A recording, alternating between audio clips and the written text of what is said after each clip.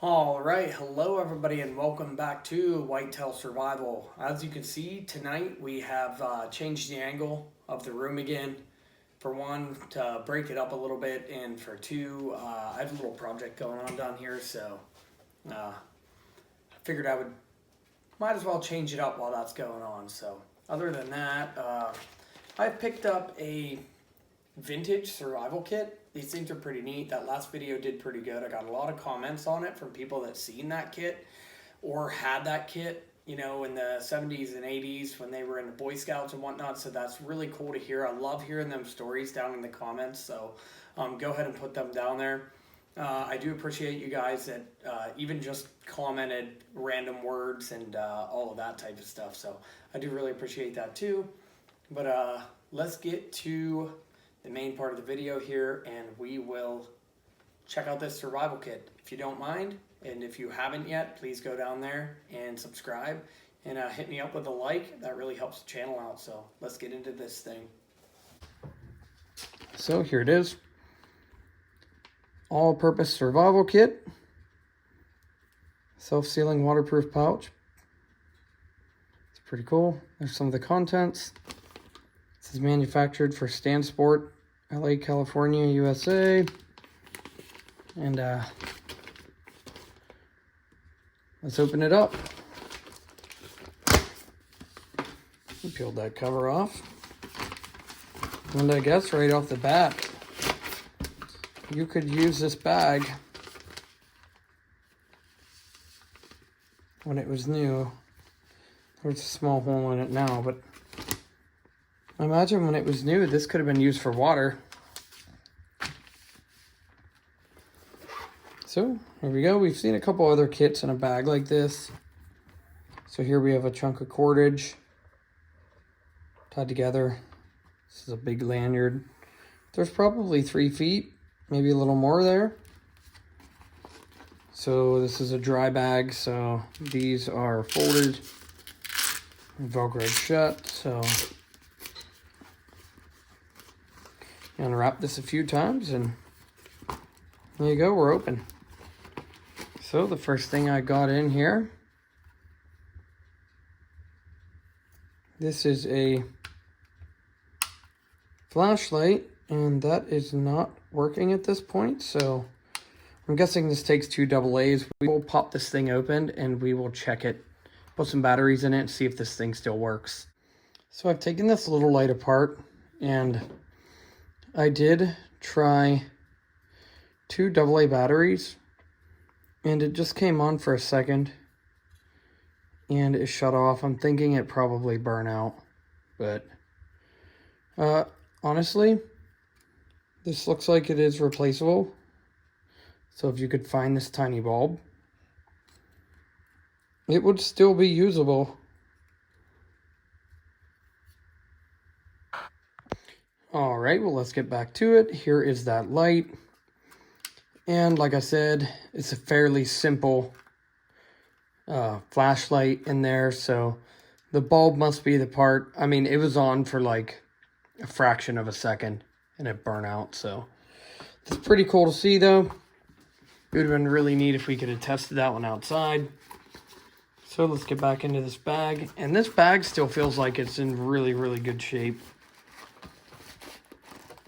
So let's pull the next thing out, and here is an emergency poncho. It says manufactured in Taiwan. Polyethylene with hood. So this one is blue, even though it's yellow on the bag. This is a blue poncho, so there you have a shelter and some candle power.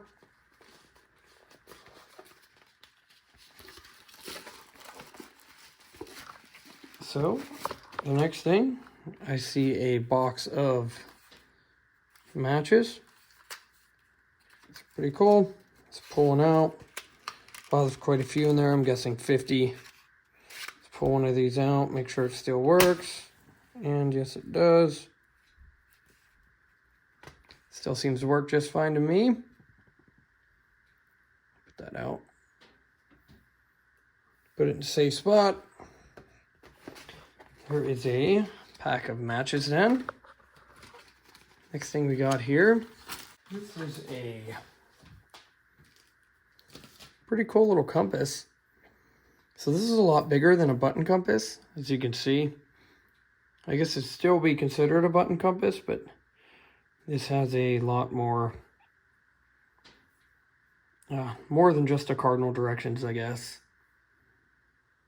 And this is also made in Taiwan, but it feels like it's really good quality. It is liquid or oil filled. With the speed it's moving, I'm guessing that's oil filled. So that's pretty neat. It's kind of heavy, believe it or not. So it's a pretty cool little compass. Get a good look at that. It's neat. So the very next thing, here is a fingertip saw. And this feels like a pretty good one. It's not like just a wire. This is kind of like the ones that were in the military kits. On the back, shows you can either make a bow saw out of it or use it by your hands. Pretty cool. Moving on from there, we have a whistle. That's pretty cool. So I'm guessing this entire kit was made in Taiwan. There is a little P in there, as you can see. Why don't we take this thing out here and give it a blow real quick. So here's that whistle. It is like a stainless steel, and it does have a P in it. Sounds just like a whistle that your coach would use during school if you were in a sport, you know, football or whatever. It's very loud, and it's a pretty good whistle for what it is. So there's that whistle. Pretty good. It's very loud.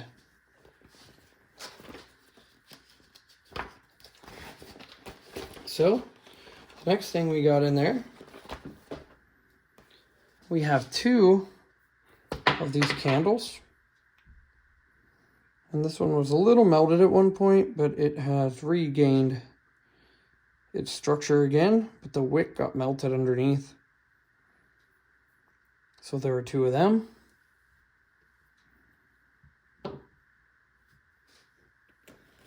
And what do we got next? If we get in this bag, it takes me a little bit more time to get stuff in and out of this bag. So let's get that open here.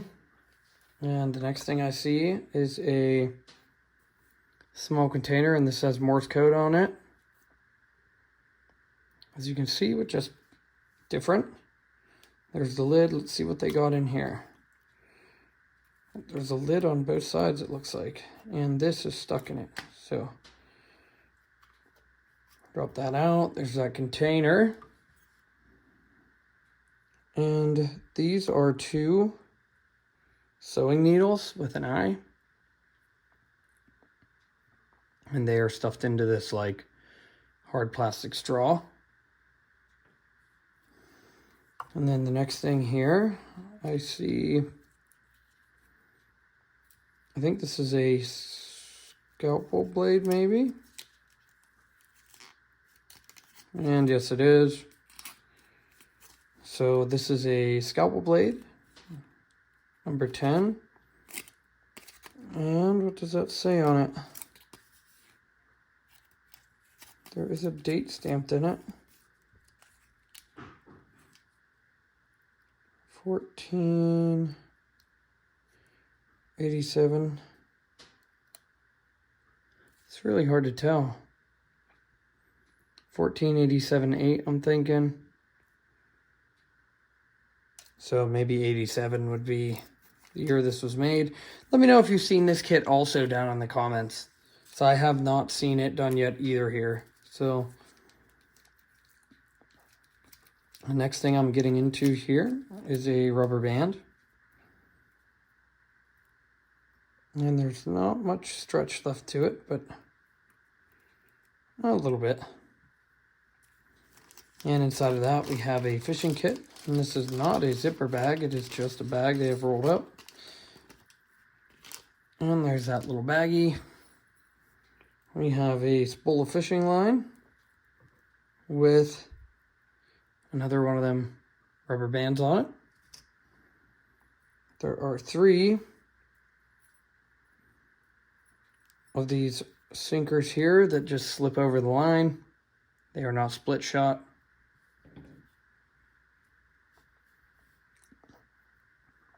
And then here we have all of the same size.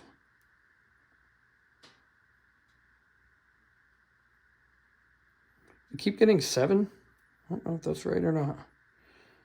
Yeah. So 7 hooks, definitely an odd number, but as I put it into my hand. But this is a good size hook. You should be good to catch a wide variety of fish with this size hook.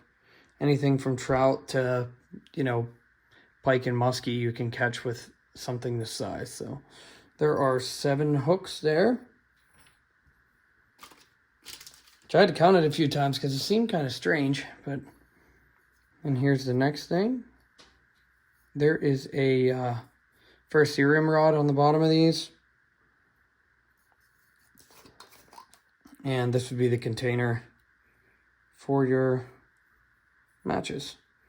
I thought this was a striker, but it's just a rubber piece on the top. So that would be where your matches could live. And the very next thing we have in here is a stainless steel reflective mirror. This could be used for a signal mirror, or it could just be used to, you know, look at yourself, look in places that you cannot see if you are out in the woods for a while.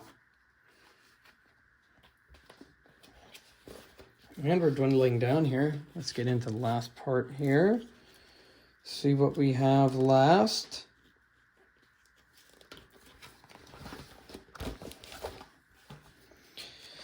And here is a emergency blanket. So that's pretty neat. Mylar material evolved from insulation used in space exploration. It says collects back 90% body heat. So that's pretty cool. 84 by 52. And it says the same thing on the back. This is manufactured in Korea. So a little bit different. The other ones are Taiwan. These are Korea. So that is everything. This is empty. Obviously, this could be used as a water bag. If it keeps stuff dry, it'll keep water in it. So that's a plus. But this has been the STANSPORT all-purpose survival kit. This is a vintage kit. This is honestly the first time I've seen this one done. So that's a pretty neat kit to see. I won that thing on a bid on eBay. So if you're looking for one, just jump on there and see if it'll come up. It's the first one I've seen, but other than that, I would like to get this thing working. If I can find a bulb, or you have any idea anywhere where I could find an old bulb with this for this thing, I would get on there and order it. It was definitely very dull, incandescent, but it would still be cool to take it out and give it a test. But if any of you had this kit specifically, let me know down in the comments. That's a pretty cool thing. Last time I got a pile of replies about people that actually had that last vintage kit. So that was a good video. It had like over 5,000 views. So that's pretty cool to see. Coming back up from like a couple 1,000 to 2,000 view videos. So thanks for watching. I really do appreciate it. Please come back again if you haven't. Subscribe to the channel. It really helps us out. It doesn't cost anything to you, but it really, really helps me out. So thanks for watching. We'll catch you on the next one.